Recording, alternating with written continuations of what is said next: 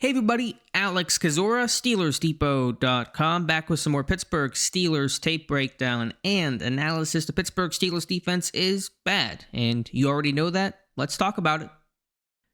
Before we start, if you guys could like this video, subscribe to the channel, and check out the site, SteelersDepot.com, would really appreciate that. So we're just going to go through a collection of clips from the Sunday night loss to the Green Bay Packers, in which the Pittsburgh defense continues to struggle for a variety of reasons, and there are no clear explanations or really rather answers for how it's going to get better. So some individual, some collective, some schematic. This one, individual missed tackles continue to be a problem for the Pittsburgh Steelers. Missed a ton of them in this game. Little kind of smoke route here from Jordan Love early in this one. Darius Slay, the cornerback, to the bottom, having to make this tackle one-on-one. He cannot, and allows a lot of yak here. And that was a theme of the day, an early indication of which way this thing was going to go. Slay saw his role reduced. He played literally half the snaps in this one. We'll see if that happens going forward. But they're going to challenge these corners, whether that's in the run game. We saw in Josh Jacobs' rushing touchdown. It was crack replace. They cracked the safety, forced the corner to tackle. He could not. And they're going to challenge these guys to try to make these tackles out in space. These bigger receivers Green Bay has. And Darius Slay not up to the challenge on this rep.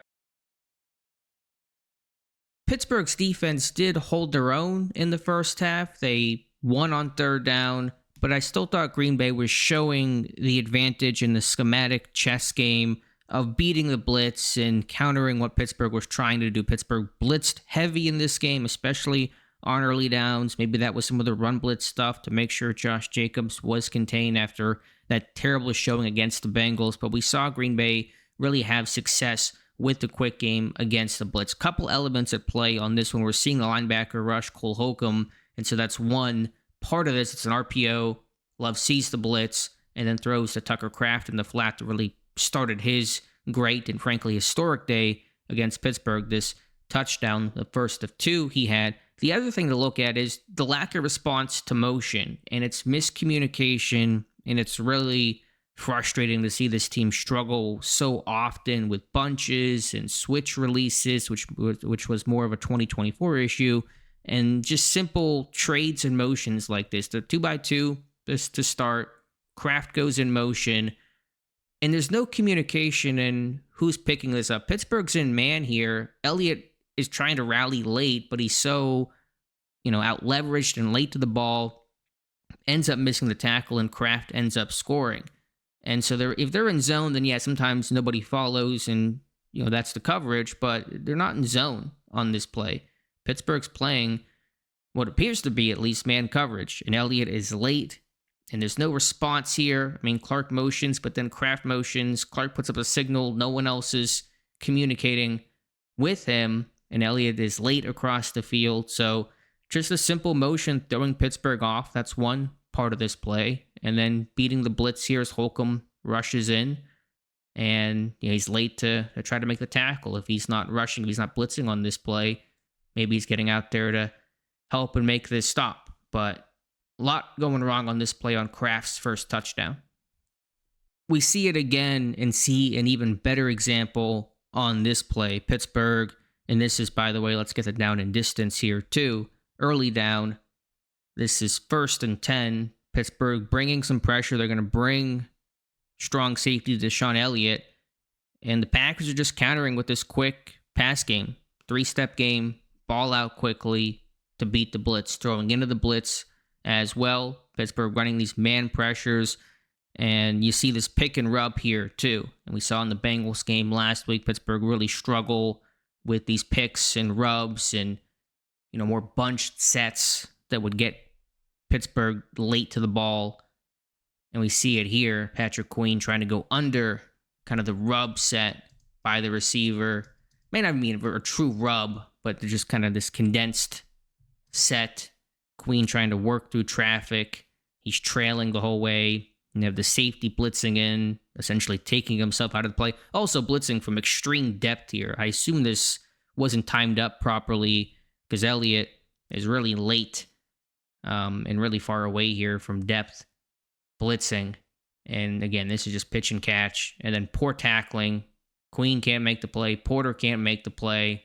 And ultimately, it's Elliott, the man blitzing from Harrisburg on this play, who comes in and finally cleans things up. So you're seeing the schematic win of Green Bay not running into these blitzes and running these quick 3-step games, just a little flat route by the tight end.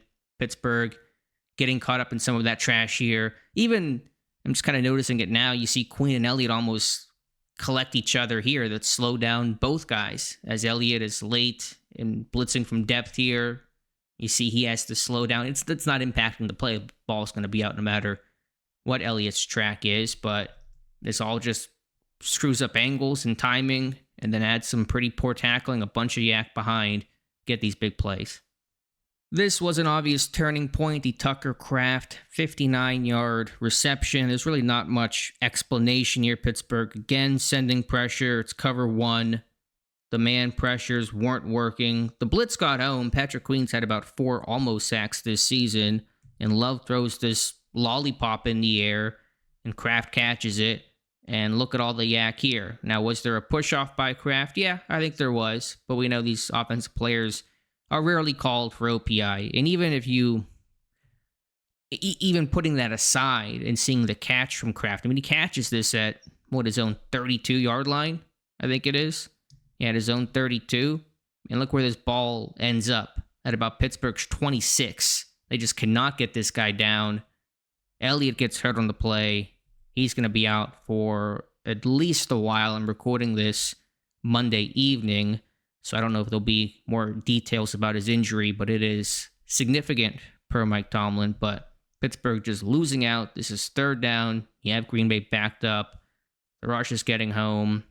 You've done your job. You forced a pretty bad throw, just kind of this lollipop, got pressure, hit the quarterback, and you just can't make the play anywhere. Pittsburgh gets a 3rd down stop here, facing 4th and 1. Tough situation, advantage offense, but eyes in the backfield. Poor discipline. I know it's 4th and 1. You're keying the run. You're keying the running back, Josh Jacobs. But the tight end, Kraft again, gets out here to the flat. Pittsburgh's late. Easy 1st down. And Green Bay finds the end zone a couple of plays later. Just looking at the eyes here. Everybody in the backfield action. No one having eyes on the tight end, who gets wide open. And it puts Green Bay in goal to go. So just an undisciplined game as the wheels started to really come off here. Again, looking at all of the eyes on the mesh point. Nobody on the receiver. It's a nice design. You got the receiver sort of cracking down, making it look like and selling run here. This is not even an RPO, I don't think. This is just a straight up play action. But leaving Kraft all alone for the 1st down. Again, we're seeing Green Bay have the upper hand schematically. This is 2nd and 6. Pittsburgh's bringing pressure. It's a man pressure. They're bringing the safety. And Love is getting the ball out of his hand right away. Pittsburgh's man pressures simply were not working in this game. Green Bay was countering them really well. I don't know what Love's numbers were against man coverage offhand, but I'm sure they were great. I'm sure they were great against everything, considering he threw for 360 yards and 3 touchdowns, no interceptions. But Green Bay effectively countering and staying a step ahead of Pittsburgh. They're not running. They're not play actioning. They're not dropping back on some sort of 5-step drop where they got to let this play develop. The ball's coming out quick into the flat. Pittsburgh playing man coverage. The cornerback off here, Ramsey, and it's an easy pitch, catch, and conversion. Another back-breaking play, 3rd down, the deep ball to Christian Watson, his first game back from a torn ACL. Pittsburgh again in man coverage, cover 1, Juan Thornhill, the free safety. I think you can probably debate, should he be getting depth here and taking that most vertical threat? He probably should be, but even still, never gets a good angle to the ball, tries to track it, never flips his hips, and ball goes over his head as he's just diving and missing. And it's a huge conversion here, real big moment of this one. Pittsburgh allowing Green Bay to convert 5 of their last 8 3rd downs, including big chunk plays, the 59-yard catch by Kraft we just showed. This one, the 33-yarder to Watson. We're going to look at the 24-yard touchdown by Tucker Kraft here in a moment. All on third down. And so Pittsburgh not winning those possession downs, not just losing them, but also giving up big chunks of yardage and touchdowns in these critical, weighty moments. So Pittsburgh again sending pressure, poor contain, Love able to roll to his right here. Bad angle by the safety, big play for Green Bay. And one play to really just sum up how bad this defense has been, how disorganized they are, how rudderless they appear. 2-point conversion after the Josh Jacobs touchdown.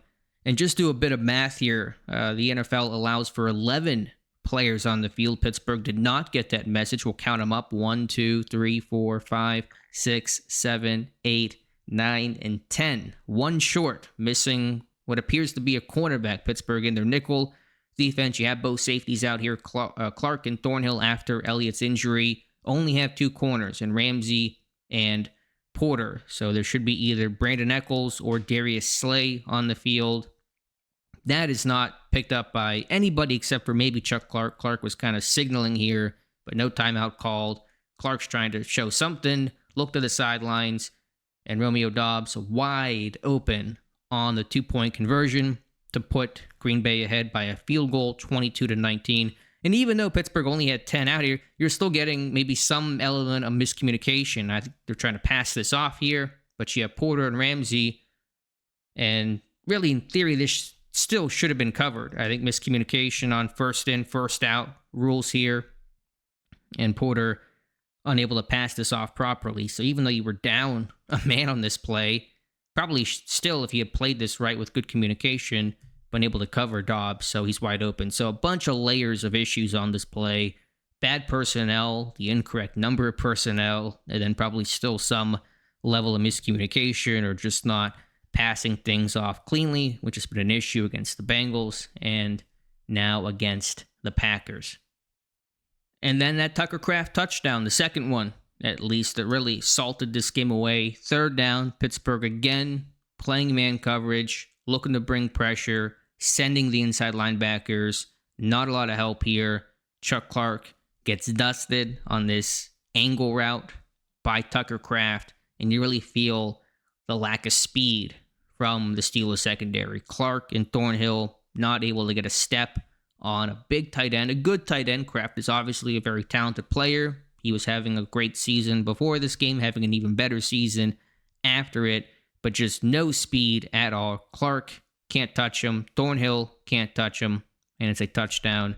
The second of the day for Tucker Kraft. So Green Bay consistently beating man coverage, beating the blitz, getting the ball out quickly, getting yak, and just winning at basically every level, whether it was scheme, whether it was, post-catch, ball in the air, Pittsburgh not making any plays at all, a defense that is old and slow, looking every bit of its old age and lack of speed. So, obviously, two really disappointing performances, and Pittsburgh's road does not get any easier facing the Indianapolis Colts, a number one ranked offense, flying high this Sunday at Acrisure Stadium. The NFL is funny, and things can change on any given Sunday, and maybe Pittsburgh will pick things up, but it is looking pretty bad right now given the high expectations for this team. You had 10 days off to rest, recover. Pittsburgh came into this game with a healthy defense, did not leave it with a healthy defense with injuries to Elliott and backup nose tackle Daniel Akwale, but no excuses in this one. Pittsburgh stopped the run, and that's usually what their go-to is whenever the defense falters. It was early in the season. It was fair against Seattle or the Bengals game in Week 7. Can't stop the run. You can't build the rest of your defense. They generally stopped the run. Things got worse after Elliott left in this game in the second half, but Pittsburgh was able to contain Josh Jacobs. And so this was a true look in the mirror. We just can't cover. We have no answers. Nothing is working. We're old. We're slow.